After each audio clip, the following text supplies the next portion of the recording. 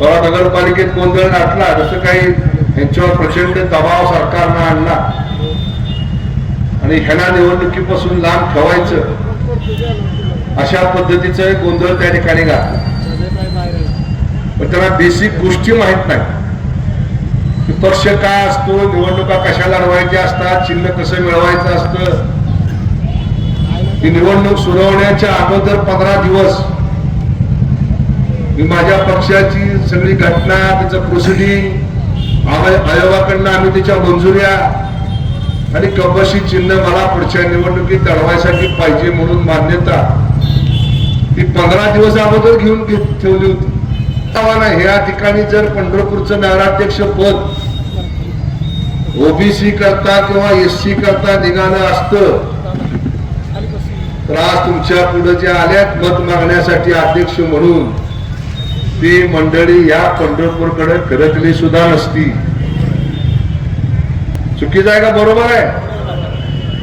Open जागा निघाली की आता आपलं साधतंय. मग माझं पुनर्वसन होतंय आणि आमच्या आता इथं मित्र कोणतरी म्हणले की आता काहीतरी मोठा निधी नगरपालिकेला येतोय आणि मग माझं रोजचं भागतंय. ह्याच्याकरता डोळा ठेवून दुसरा काही स्वायचा विषय नाही, फक्त स्वार्थ आहे.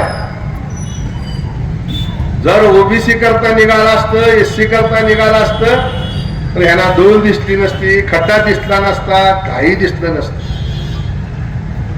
पुन्हा नॉट रिचेबल मिस्टर इंडिया.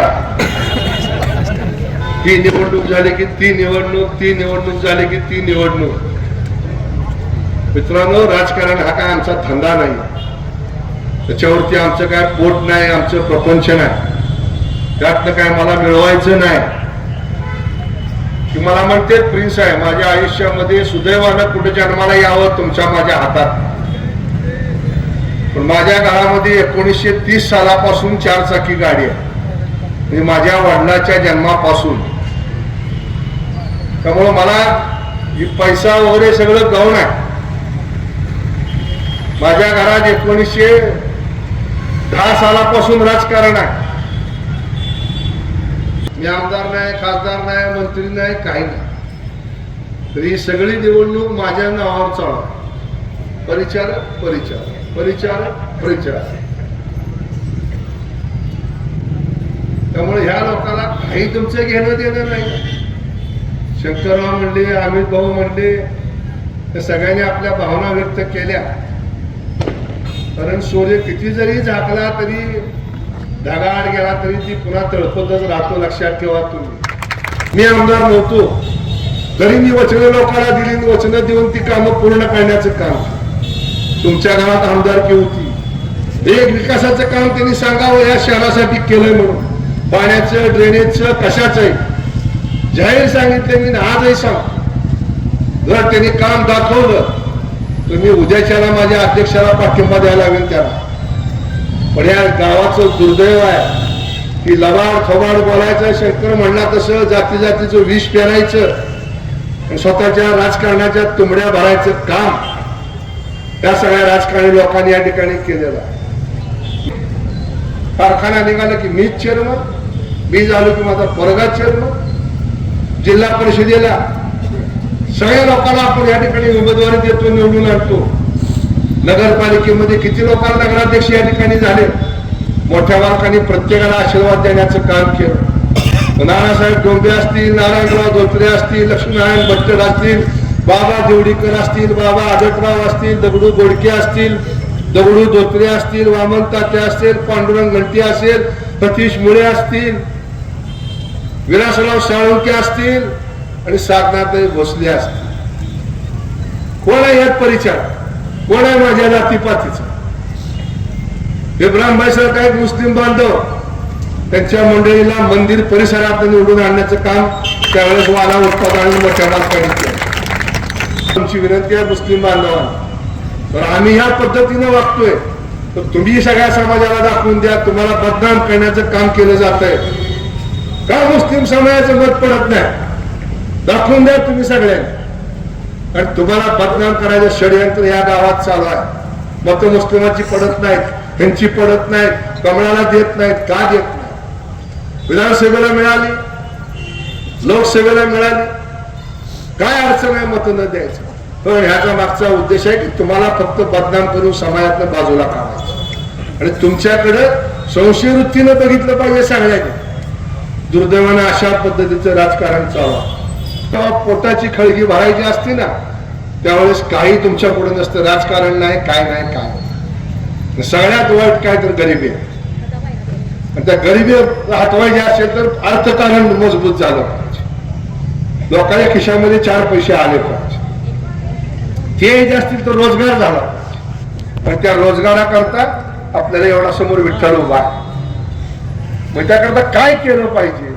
तर येणाऱ्या तरुणाला चांगले रस्ते, चांगलं पार्किंग, चांगलं पाणी, तिथं फिरण्याकरता चांगली साधनं, राहण्याकरता चांगल्या धर्मशाळा, चांगली हॉटेल, हे दिलं पाहिजे का नाही दिलं पाहिजे? म्हणजे कशात तो होणार? नगरपालिका करू शकत नाही, फक्त करू शकते शासन. आणि सुदैवानं पुढची 4 वर्ष ही दोन्ही सरकार दिल्ली आणि मुंबईची राहणार आहे. आणि त्यामुळं त्या 2 सरकारच्या आशीर्वादावरती आपल्यालाही पुढे कामं करायची आणि त्याकरता भाजपचं सरकार गावामध्ये पाहिजे. आणि त्याकरता मी तुमच्या पुढे मत मागायला आलेलो आहे. त्यात माझा काही स्वार्थ नाही. आज मी तुम्हाला छाती ठोकपणे सांगतो, उद्याच्या 3 तारखेला 30 पेक्षा अधिक नगरसेवक भारतीय जनता पक्षाचे निवडून आलेले मी तुम्हाला आज सांगतो, मी खोटं ठरणार नाही. पण नगराध्यक्षाची सुद्धा निवडणूक तेवढीच महत्वाची आहे. सगळ्या नगरसेवकांना सांगणार, तुम्ही निवडून येऊन चालणार नाही, नगराध्यक्ष सुद्धा आला पाहिजे. सुरू झालं आता सगळ्या कंड्या टिकवायचं. मग 1 मत द्या, तुम्हाला 1 दिलं तर घेतो, मला 1 द्या, मग मी तुमच्या जातीचा आहे, मला मत द्या. उद्यापासून आता बघा सांगितलं कृष्णानं, दारू, मटण, पार्ट्या सुरू झालंय. तरुण पोराला माझी हात जोडून विनंती आहे, बाबांनो, वाईट आहे, वाईट किळस यायला लागलेली आहे राजकारणाची. वाईट पद्धतीचं राजकारण चाललंय. सामान्य माणूस या टिकू शकणार नाही, लक्षात ठेवा. आणि गोरगरीब तर पुन्हा कधी नाच सुद्धा करू शकणार नाही. काय चूक केली आम्ही गुरुडोडियाला उमेदवारी देऊन? खिशात त्याच्या पैशाला या माता भगिनीने वर्गणी काढून त्याला पैसे दिले. आम्हाला कोणी पैसेवाला उभा करता आला नसता. त्या ठिकाणी आम्ही एक कवडे म्हणून उभा केलाय 4 नंबर मध्ये. काय चालवतो? छकडा चालवतो, मार्केट कमिटीमध्ये हमाली करतो. जाऊन बघा तुम्ही, आम्ही काय बघितलेली जात बघितली ना, त्याचं लोकमत बघितलं. लोकात गेलो, लोकांना विचारलं काय करू, म्हणजे ह्याला उमेदवारी द्या. ते पाया पडला, म्हणला मालक माझी 2 वेळची खायची भ्रांत आहे. म्हणलं असू दे, तू काळजी करू नको, त्याला आम्ही तिकीट दिली. आणि ह्या पद्धतीने जर मस्तवान माणसं पैसे घेऊन इथे येऊन जर तुम्हाला वेगळे जर नाक लावायला लागले, तरुण मित्रांनो, ह्याला काय घेणं देणं आहे? मगाशी मित्र आमचे म्हणले तसे यांना वाटते की फार मोठे गबाळ इथे येणार आहे. अरे बाबांनो, ती देवा भाऊ आहे. नरेंद्र मोदीने सांगितलं ना, खाऊंगा ना खाणे दूंगा. नगरसेवक मंडळी तुमच्या हातात काय देणार नाही. हा आताच सांगतो, पुन्हा म्हणचाल काय राहू, देवा भाऊ आहे. तो ही गाव चांगलं करायचं असेल तर मला या गावासाठी काहीतरी केलं पाहिजे. आणि ही भूमिका डोळ्यासमोर ठेवा. आणि उद्याच्या 2 तारखेला कमळ या चिन्हासमोरचं बटन दाबून तुम्ही सगळ्या उमेदवारांना विजय करा, असं आवाहन करतो आणि थांबतो. धन्यवाद. जय हिंद, जय महाराष्ट्र.